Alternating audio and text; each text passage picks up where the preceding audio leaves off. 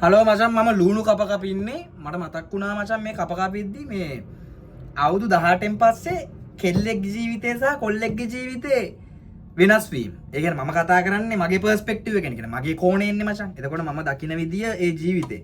උඹලා හිතාංග මචං කෙල්ලෙක් ගන්නේ මේ ඇඬෙන්නේ මචං මේ ලුණු කපනින් නැතුව මම අඬන්නේ නැහැ. හරිද මට කඳුළු වෙන මං ගලක් මේ මචං දැන් දහන් කෙල්ලෙක් නම් මචං කෙල්ලෙක්ට තියෙන මචං පාත් දෙකක්.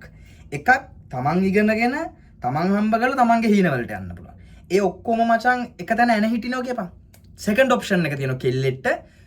හොඳ ලස්සන සල්ලිකාර කොල්ලේ අසරත් පැත්තක දෙපා වඳුරෙක් ගනින්කෝ. සල්ලිකාරයෙක් හොයාගත්තා. ඌව බැන්දා. උගේ කරපිටින් හීනවලට යන්න සපවත් ජීවිතයක් ගත කරන්න පුළුවන්. මචං ඊනොට කොල්ලෙක් ගන්නකෝ. කොල්ලෙක් ගත්තට පස්සේ මචං උගේ හීනවලට යන්න ඕන ඌ විසින්මයි. මොකද මචං මේ මොන රටේද බම් මේ කෙල්ලෙක් ඇවිල්ලා කොල්ලෙක් ටෝක් කළා මේ වාහනේ දොර ඇරලා යම් බබා මං ඔයාට හැමදේම දෙන්නම් කියන්නේ නෑනේ මචං. එහෙම වෙන නැති සුගර් මමීලා ගාව කෙල්ලෝ ගැන එහෙම වෙන්නේ නෑනේ මචං.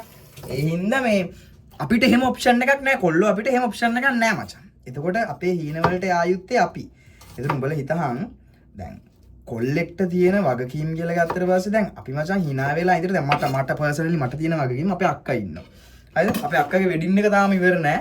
ඒකෙත් බර ටිකක් මට තියෙනවා. සහ මගේ අම්මා තාත්තගේ මුළු ජීවිතේම වගකීම තියෙන්නේ මට. මං කියන්නේ නෑ මචං ඒක බරක් කියලා. මං හරි ආදරෙන් මේ මිනිස්සුන්ගේ වගකීම් බාර අරගෙන ඉන්නේ. මං හරි ආසයි ඒ දෙයට.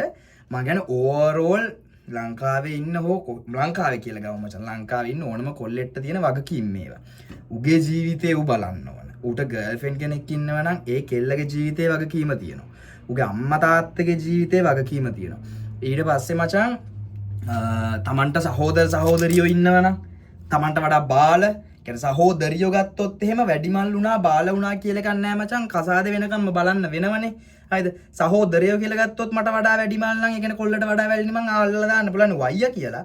හැබැයි තමන්ට වඩා බාල ඉන්නවනම් අපිට එතනත් වගකීමක් තියෙනවා.